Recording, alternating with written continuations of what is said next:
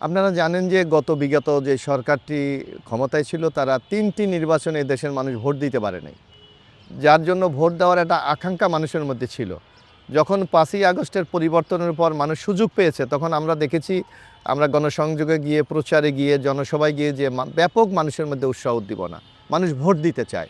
আমার মনে হয় এই যে উৎসাহটাই নির্বাচনটাকে অত্যন্ত তাৎপর্যপূর্ণ করে তুলেছে। আসলে তাদের আমরা দৃশ্যমান তাদের চলাফেরা দেখেছি। কিন্তু নির্বাচনের ব্যাপারে কোনো বিশেষ ভূমিকা তাদেরকে আমরা কিন্তু দেখি নাই। কিন্তু আমার মনে হয়েছে তাদের উপস্থিতিটাই মানে মানুষের মাঝে একটা বার্তা দিয়েছে যে একটি অবাধ, সুস্থ, নিরপেক্ষ নির্বাচন হবে। তারা চমৎকার ভূমিকা পালন করেছে এবং শুধু বাংলাদেশ সেনাবাহিনী না, আমরা দেখেছি যে অন্যান্য যারা নির্বাচনের সাথে সংশ্লিষ্ট ছিল সবার মাঝে একটা আম আ দায়িত্ববোধ ছিল যে নির্বাচনটা ভালো করতে হবে। এই যে একটা তাগিদ, এই তাগিদটাই নির্বাচনটাকে সবচেয়ে প্রতিযোগিতামূলক, অর্থবহ এবং জনগণের কাছে একটা আস্থার পরিবেশ সৃষ্টি করেছে। আমি ১১৪ পটুয়াখালী ৪ নির্বাচনী আসন থেকে আমি প্রতিদ্বন্দ্বিতা করেছি। আমার ওখানে ২টি উপজেলা, কলাপাড়া উপজেলা, রাঙ্গাবালী উপজেলা, ২টি পৌরসভা, কলাপাড়া পৌরসভা এবং কুয়াকাটা, বাংলাদেশের যে একটি দ্বিতীয় সমুদ্র সৈকত, কুয়াকাটা একটা পৌরসভা এবং একটা পুলিশ থানা। এই ৫টি ইউনিটের সমন্বয়ে আমার নির্বাচনী আসনটি গঠিত। এই নির্বাচন নিয়ে আমার ৩টি নির্বাচন। এর আগে জানেন যে ২০০৮-এর নির্বাচন হয়েছিল 111 গভর্নমেন্টের অধীনে। তখন আমাদেরকে নানা প্রেশারের মধ্যে আমাদেরকে ইলেকশন করতে হয়েছে। যার জন্য আমরা কাঙ্ক্ষিত ফলাফল অর্জন করতে আমরা পারি নাই। কিন্তু ২০১৮-তে দেখবেন যে এই নির্বাচনেও আমরা প্রচার চালাতে পারি নাই। আমাদের নেতৃবৃন্দের নামে মিথ্যা মামলা, গ্রেপ্তার এবং আমাদেরকে মাঠেই নামতে দেয়নি। আমাকে মাঠেই নামতে দেয়নি। এবং তারপরও যে আমাদের জনসমর্থন এমন ছিল, তারপরও ওই সরকার বাধ্য হয়েছে যে দিনের ইলেকশন রাতে করার জন্য। আর এবার দেখবেন এই নির্বাচন একটা নিরপেক্ষ নির্বাচন হয়েছে। মানুষের মধ্যে কোনো ধরনের চাপ বা কোনো ধরনের শঙ্কা ছিল না। একটি অবাধ, সুস্থ নির্বাচন হয়েছে বলে আমি প্রায় ৫৪,০০০ ভোটের ব্যবধানে আমার প্রতিদ্বন্দ্বী প্রার্থীকে পরাজিত করে আমি এমপি নির্বাচিত হয়েছি। হ্যাঁ, অবশ্যই। কারণ এবার তো আমি ইলেকশন হয়তো আমি ৩ বার করেছি, কিন্তু আমি তো জয়লাভ তো করেছি এবারেই। আসলে দেখেন, আমরা যখন আমি ঢাকা বিশ্ববিদ্যালয়ের ছাত্র ছিলাম, এরশাদ বিরোধী আন্দোলন যখন তুঙ্গে, তখন আমরা ছাত্র রাজনীতির কর্মী ছিলাম। তখন আমাদের কাছে মনে হয়েছিল এবং আমরা বাংলাদেশটাকে স্বৈরাচার এরশাদ ধ্বংস করে দিয়েছে প্রশাসনিকভাবে, অর্থনৈতিকভাবে এবং সামাজিক যে একটি আমাদের যে একটা কাঠামো, এগুলিকে ভেঙে দিয়েছিল। যার জন্য আমরা তখন ছাত্ররা মনে করেছিলাম এরশাদের বিদায়ের মাধ্যমে বাংলাদেশের একটি উন্নয়নমূলক বাংলাদেশ আমরা তৈরি করতে পারি, সাম্যের বাংলাদেশ তৈরি। ওই থেকে আমার রাজনীতি পথ চলা সক্রিয়ভাবে শুরু।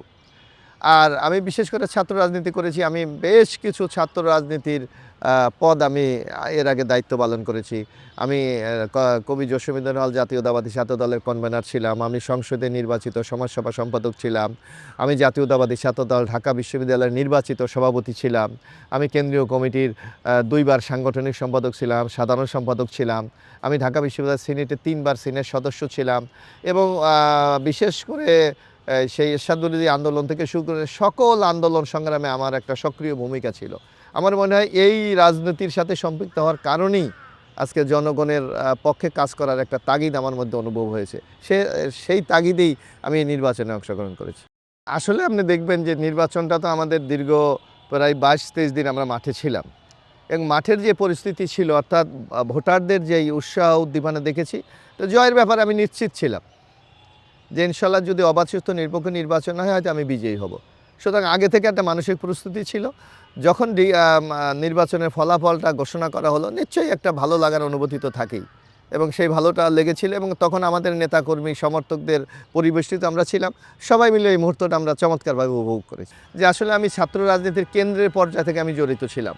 যার জন্য এমপির ফাংশন কী, মন্ত্রীর ফাংশন কী, রাষ্ট্র কীভাবে চলে, এই কাঠামো সম্বন্ধে আমার একটা ধারণা ছিল। যার জন্য নতুনভাবে খুব একটা উৎসাহ আমার কাছে কিন্তু মনে হয় নাই। বরং আমার মনে হয়েছিল যে আমি একটা নতুন চ্যালেঞ্জের মধ্যে আমি পড়েছি। কারণ নির্বাচনের সময় আমি বেশ কিছু কমিটমেন্ট করেছি এলাকার মানুষের কাছে। সেই কমিটমেন্টগুলো বাস্তবায়ন করাই তখন আমার মাথায় এসে দাঁড়িয়েছিল যে আমি এই চ্যালেঞ্জটা কীভাবে মোকাবেলা করে আগামী দিনে আমার যাত্রাটা শুরু করব। যে কোনো নির্বাচন বা যে কোনো সাফল্যের পিছনে যদি আপনি বিশেষ করে রাজনৈতিক হয়, তাহলে রাজনীতির একটা অনুভূতি, একটা প্রভাব তো থাকেই। পাশাপাশি ব্যক্তিরও কিন্তু একটা অ্যাক্টিভিটিস দরকার হয় এখানে। কারণ আমি ছোটোবেলা থেকে আমি ক্লাস যখন আমি 10-এ পড়ি তখন থেকে কিন্তু আমি রাজনীতির হাতে করি এবং আমি এলাকার যে কোনো নির্বাচনে আমি নিজের অন্য যে কোনো প্রার্থী হতো আমি তাদের পক্ষে কিন্তু প্রচার চালিয়েছি। এবং আমি যে একটা রাজনৈতিক একটা কর্মী বলেন, নেতা বলেন, এরকম একটা অবস্থান আছে, এটা এলাকা আগেই জানতো মানুষ। তো যার কারণে আমার কাছে মনে হয়েছিল যে, এবং তাদেরও একটা প্রত্যাশা ছিল যে আমার মতো একজন প্রার্থীকে যদি বিজয়ী হতে পারে তাহলে তাদের কাঙ্ক্ষিত যে প্রত্যাশা সেটা হয়তো আমি পূরণ করতে পারবো। এই ধরনের একটা ধারণা কিন্তু তাদের মধ্যে আগে ছিল এবং এটার প্রমাণও আমি দিয়েছিলাম।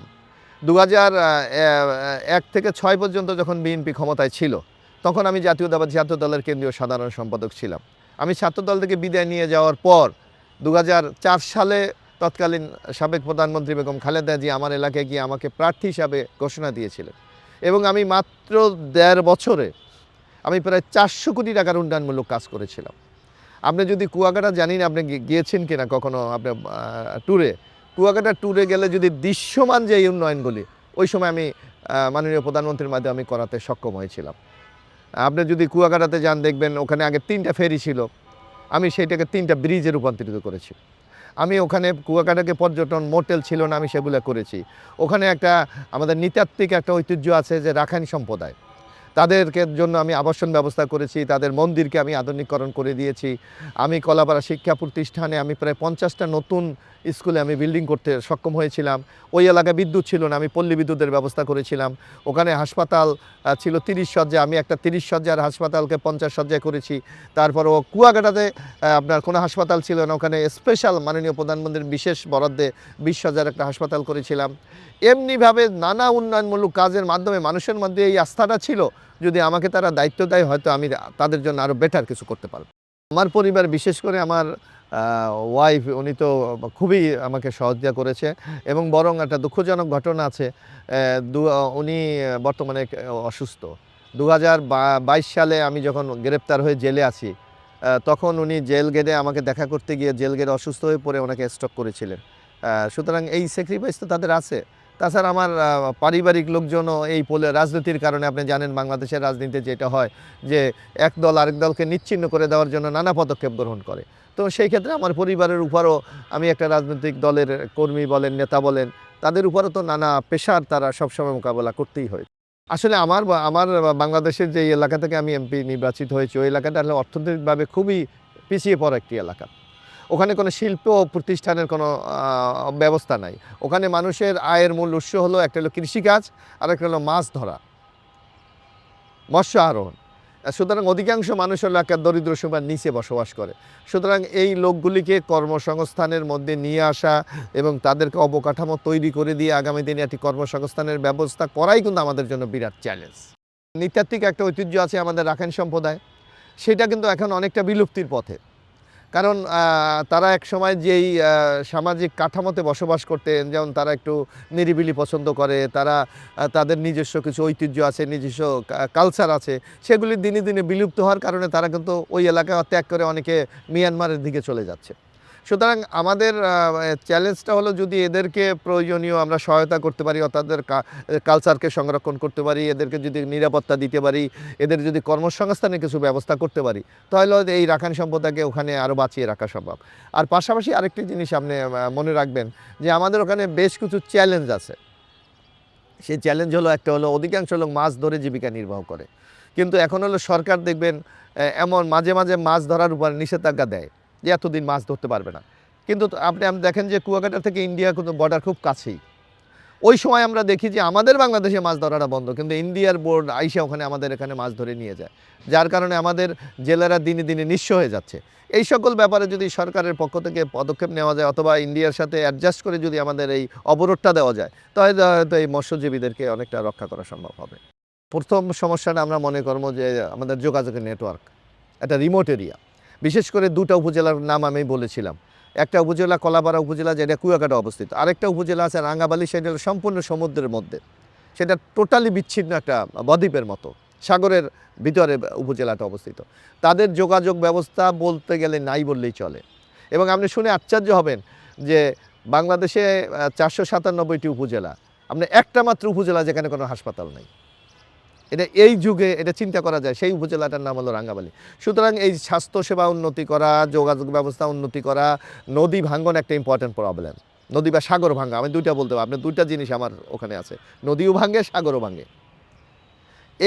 এই ভাঙন রোধ। এবং আরেকটি জিনিস আছে, আমাদের অধিকাংশ জেলে তো মৎস্য আরোহণ করে, কিন্তু এটাকে প্রক্রিয়াজাতকরণের জন্য কোনো ব্যবস্থা নাই। যদি সেখানে কোনো এই মৎস্য প্রক্রিয়াজাতকরণ অঞ্চলের কোনো কিছু করা যায়, হয়তো এই মৎস্যজীবী মানুষগুলি বেঁচে যেতে পারে। আমার কাছে মনে হয়েছিল প্রথম হলো আমি তাদেরই লোক। কারণ আমি ছোটোবেলা আপনি দেখেন আমি খুব সিম্পল চলাফেরা করি। আমি একটা দলের কেন্দ্রীয় কমিটির কিন্তু সম্পাদক, বিএনপির কেন্দ্রীয় প্রশিক্ষণ সম্পাদক, আমি ছাত্র দলের জেনারেল সেক্রেটারি ছিলাম, আমি ঢাকা বিশ্ববিদ্যালয়ের সভাপতি ছিলাম।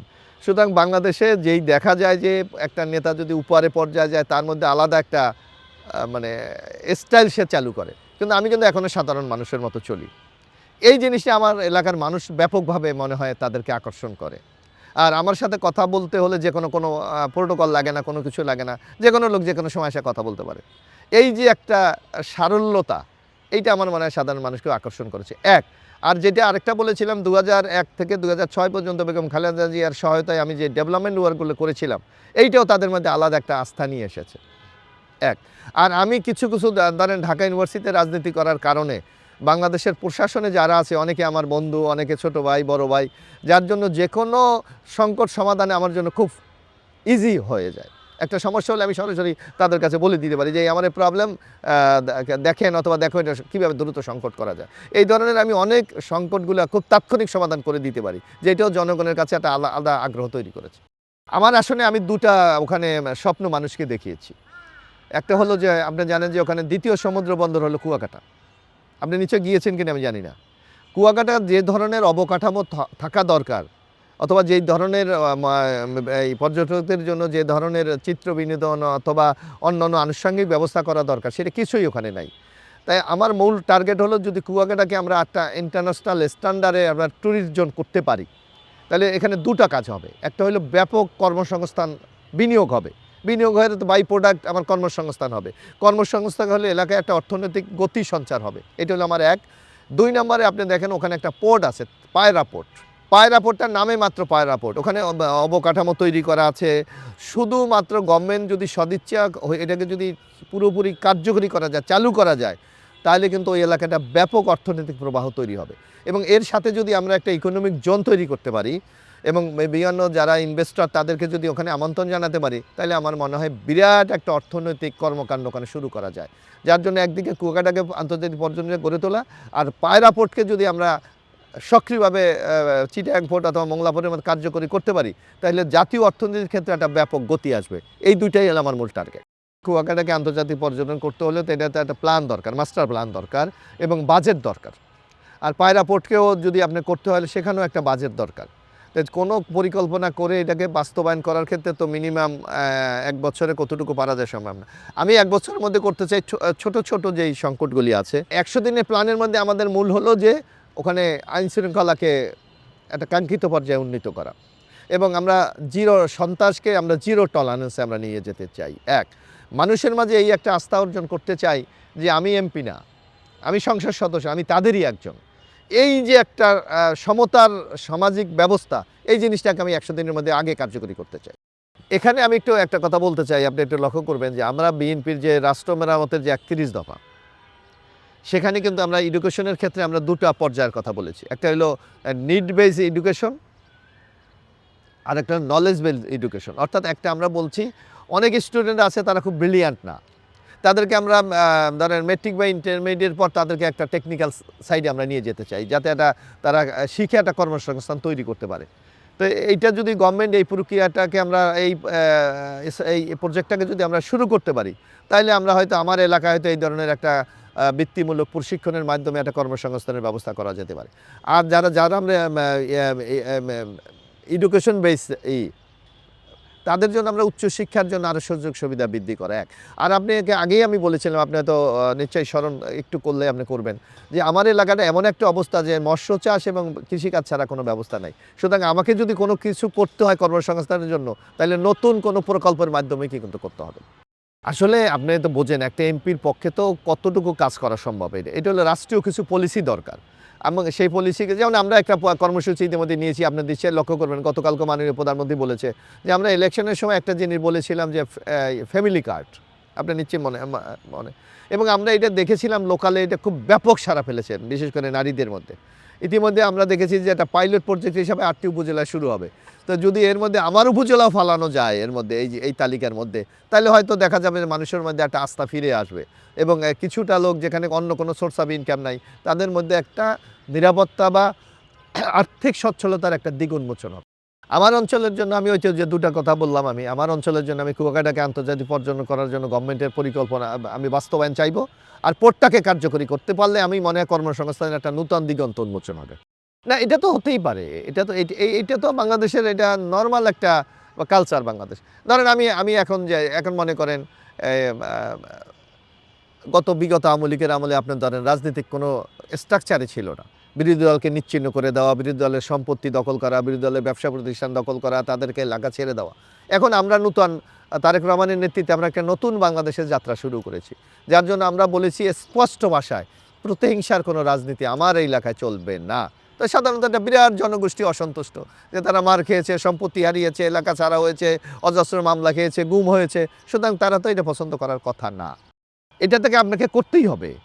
আপনি যদি জবাবদিহিতা নিশ্চিত না করতে পারেন, হয়তো সাময়িকভাবে এবার আমি এমপি হয়েছি, আগামী দিনে যদি জনগণের এই জবাবদিহিতাকে আমি নিশ্চিত না করতে পারি, নিশ্চয় জনগণ আমার মুখ থেকে ফিরিয়ে নিয়ে যাবে।